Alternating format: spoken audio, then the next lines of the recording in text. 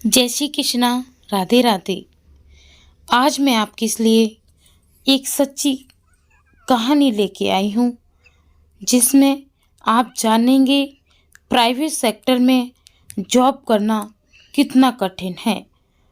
चलिए जानते हैं इनकी दुख भरी कहानी। ये कहानी कहीं ज़्यादा दूर की नहीं, एक बहुत बड़ी राजधानी दिल्ली की है। दिल्ली में एक छोटा सा परिवार ले दे के अपना गुजारा कर रहा था। तभी देखते हैं कि एक पिता अपने बेटे को जॉब के आसरे कर देता है। प्राइवेट सेक्टर में किसी अच्छी पोस्ट पे बेटी की नौकरी लग जाती है। बेटा देखता है कि इसमें अच्छी कमाई हो जाएगी तो अच्छा पैसा मिलेगा, तो मैं अपने परिवार का, अपने बूढ़े माँ बाप का अच्छे से ध्यान रख पाऊँगा। बेटे के एक बेटी एक बेटा था। दोनों ही बच्चे पढ़ने जाते थे। जॉब उसकी बहुत अच्छी चल रही थी। कमाने वाला एक व्यक्ति, खाने वाले 5 व्यक्ति थे। माता पिता, पत्नी और उसके 2 बच्चे। अच्छी खासी जॉब कर रहा था बंदा। लड़के ने पूछा कि पिताजी, आज मैं जॉब पर नहीं जाना चाहता।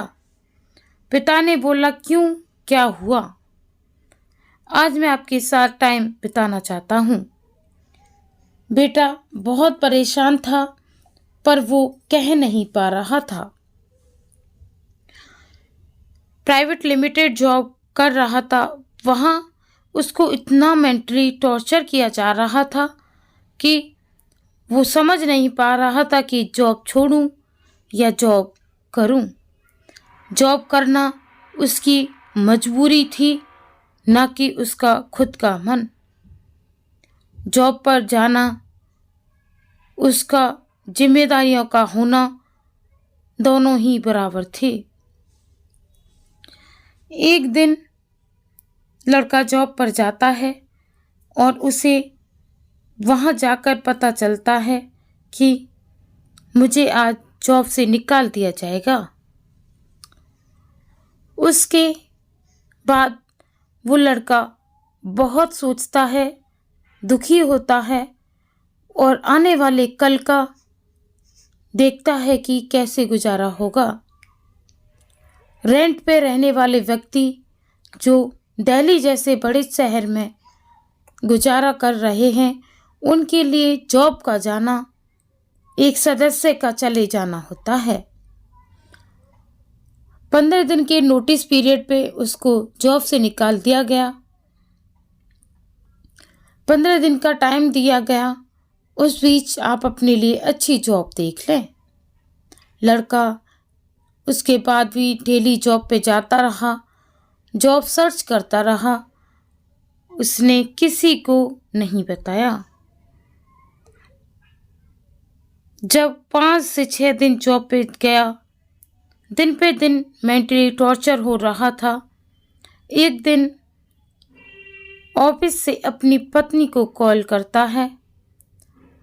उसको पिछले दिनों जो उसके साथ हो रहा है वो उसे बताता है।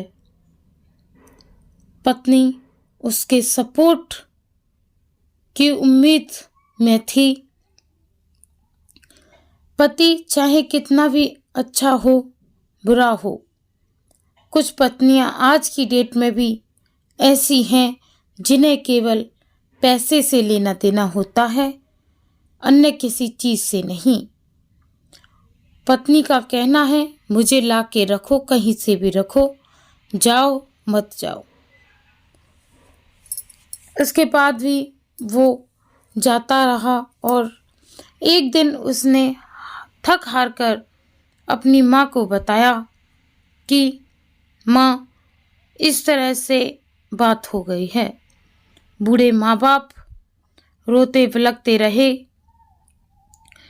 देखते देखते वो टाइम भी आ गया जिस दिन उसका लास्ट डेट था। लड़के ने समझदारी दिखाते हुए उसी दिन रिजाइन दे के अपने घर आ गया। माता पिता रोते रहे, बिलखते रहे कि अब क्या होगा, कैसे करेंगे।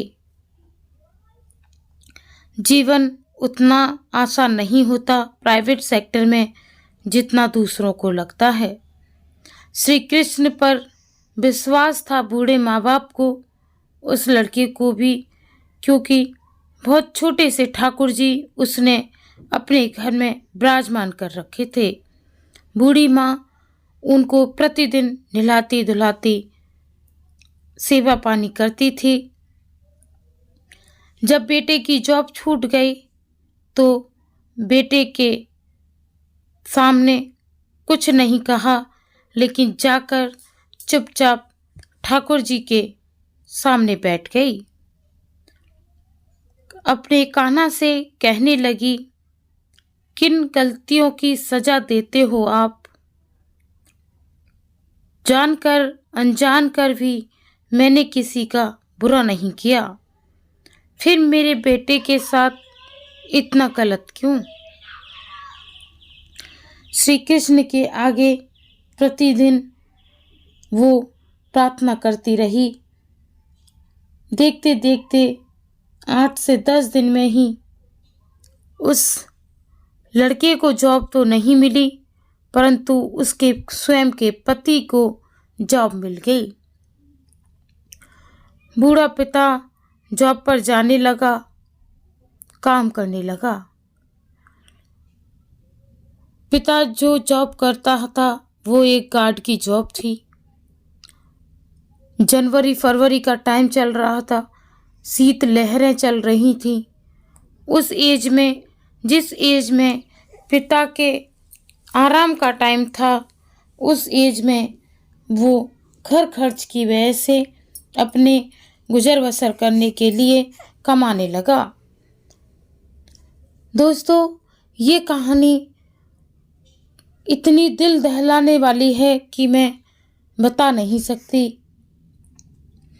लेकिन जब शीत लहर चल रही थी, उसका पिता जॉब पर था। उस टाइम पिता ने सोचा बेटा आराम कर पाएगा, कुछ टाइम बाद बेटे का काम लग जाएगा, फिर मैं ये जॉब छोड़ दूंगा। बेटे का मोह पिता का और पिता का मोह बेटे को खा गया। पिता जितनी देर गार्ड की नौकरी करता, बेटा सामने वाली बिल्डिंग में छप्पर के नीचे बैठा रहता।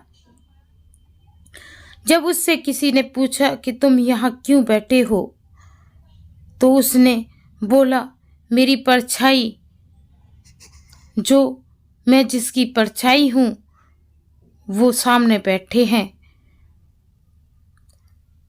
इतना दुख हुआ सोचकर।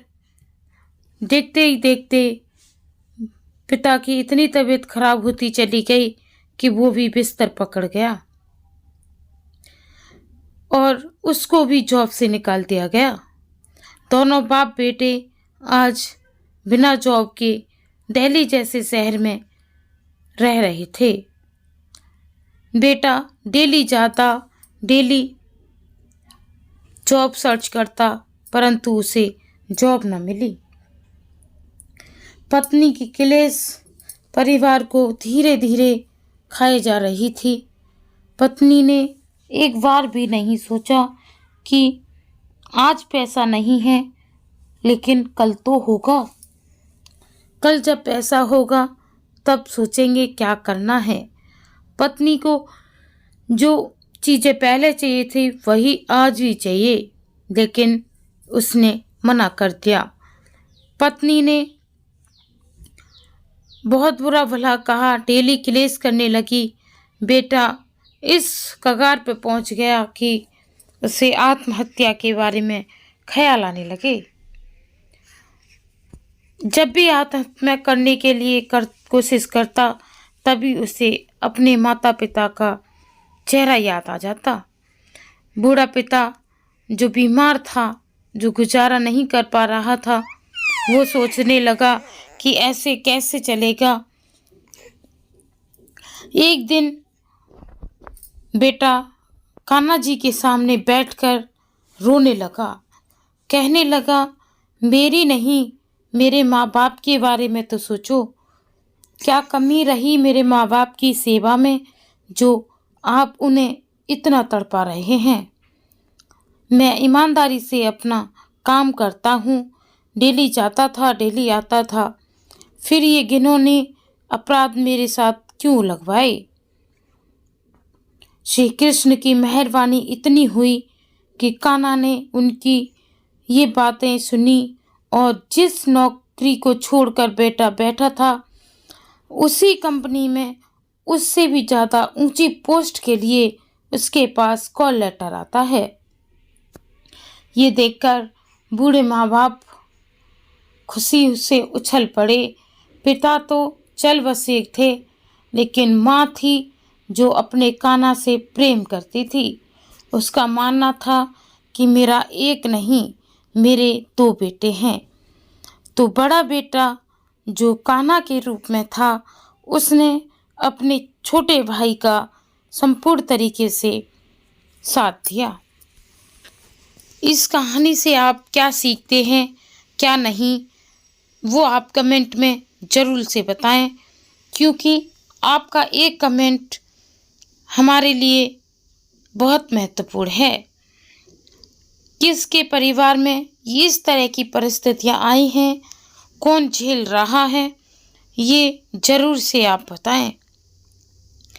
जीवन सरल नहीं है, खासकर उन लोगों के लिए जो दिल्ली जैसे शहर में या अन्य किसी शहर में नौकरी के पर्पस से रहते हैं। जय श्री कृष्णा, राधे राधे। राधे रानी आपके जीवन में हमेशा खुशियाँ बनाए रखें और अपना आशीर्वाद आपके ऊपर सदैव बनाए रखें। वीडियो को लाइक एंड शेयर करें, कमेंट करें, सब्सक्राइब करें।